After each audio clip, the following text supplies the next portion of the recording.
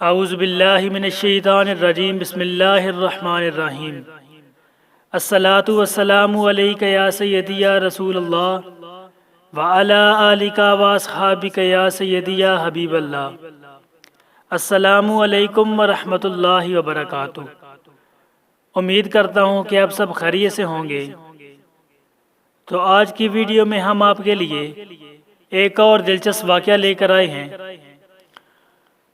तो वीडियो शुरू करने से पहले आपसे छोटी सी रिक्वेस्ट है कि अगर आप हमारे चैनल पर नए हैं तो चैनल को सब्सक्राइब कर दें और बेल आइकन पर क्लिक कर दें ताकि हमारी हर आने वाली नई वीडियो आप तक बआसानी पहुंच सके।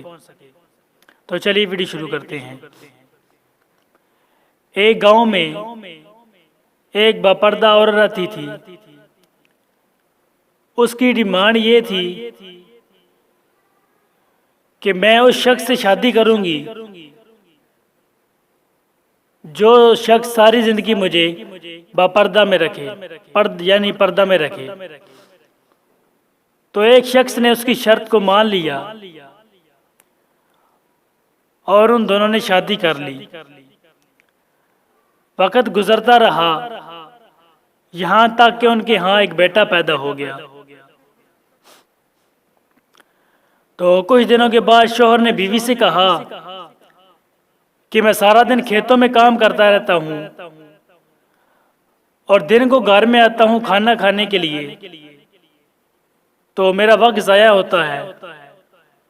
तुम ऐसा किया करो कि मेरा खाना खेतों में ही पहुँचा दिया करो। तो बीवी उसकी बात पर राज़ी हो गई और फिर बीवी ने नीम पर्दा यानी आधा पर्दा करना शुरू कर दिया और उसे खेतों में खाना पहुंचा कर आती। फिर इसी तरह वक्त गुजरता गया। अल्लाह ताला ने उनको एक और बेटा अता किया। तो फिर शौहर ने बीवी से कहा कि अब गुजारा मुश्किल है, तू भी मेरे साथ खेतों में काम किया कर। तो बीवी ने फिर शौहर की बात मान ली और वो उसके साथ खेतों में जाती और काम किया करती थी। फिर बीवी ने बिल्कुल पर्दा ख़त्म कर दिया, यानी फिर वो पर्दा नहीं किया करती थी, खेतों में काम ही किया करती थी। तो एक दिन शौहर और बीवी घर में बैठे हुए थे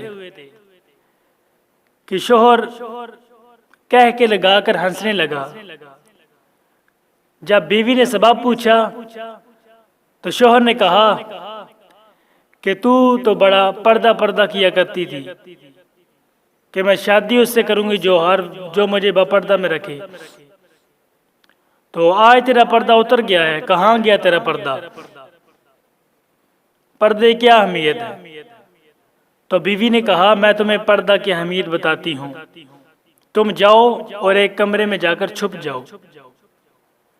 तो शौहर चला गया और एक कमरे में जाकर छुप गया। तो उसकी बीवी ने अपने बाल खोले और रोने की एक्टिंग करने लगी। थोड़ी देर के बाद उसका बड़ा बेटा आया और पूछा माँ क्या बात है, रो क्यों रही हो? तो उसने कहा कि तुम्हारे बाप ने मुझे मारा है। तो उस बेटे ने माँ को समझाया कि चलो कोई बात नहीं, मारा भी तुझे है, वो प्यार भी तुझे ही करता है ना, वो ख्याल भी तो तेरा ही रखता है ना। खैर उसने माँ को समझाया और चला गया। फिर माँ उसकी रोने लगी और कुछ देर बाद उसका दूसरा बेटा यानी दरमियान वाला बेटा आया और पूछा माँ रो क्यों रही हो? तो माँ ने कहा कि तुम्हारे बाप ने मुझे मारा है।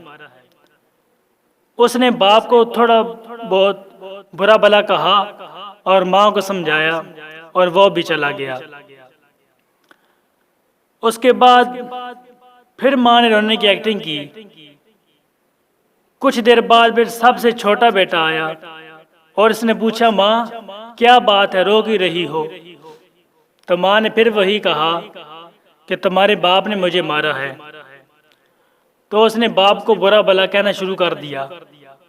और कहा वो होता कौन है मेरी माँ, कौन होता है मेरी माँ को मारने वाला।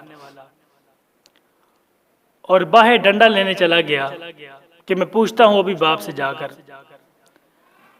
तो बीवी ने अपने शोहर को बुलाया और कहा कि मैंने ये सब कुछ किया, सबसे पहले बड़ा बेटा आया, क्योंकि वो उस वक्त मैं पर्दा किया करती थी और वो पर्दा में पैदा हुआ था, तो उसने तुम्हारी इज्जत का भी पर्दा रख लिया। उसके बाद दरमियान वाला बेटा आया, उस वक्त यानी मैं आधा पर्दे में थी, तो उसने भी तुम्हारी कुछ ना कुछ इज्जत रख ली।